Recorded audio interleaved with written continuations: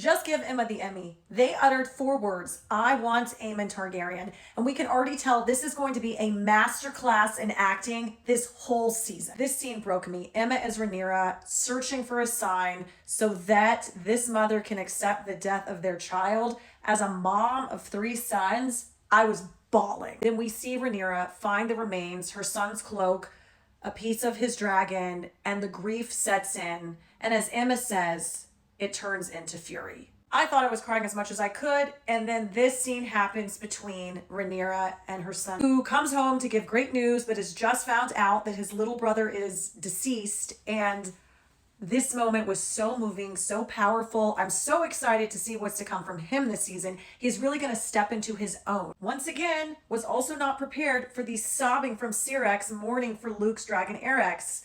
It brought me back to Dany and her 3 dragons. And oh my goodness, when we heard the Winterfell theme, I jumped off the couch. Oh my gosh, we're in for an incredible season. What did you think of House of the Dragon Season 2, Episode 1? Let's discuss in the comments. I need to just have like tissues come into the house regularly as a subscription because I'm going to be crying up a storm.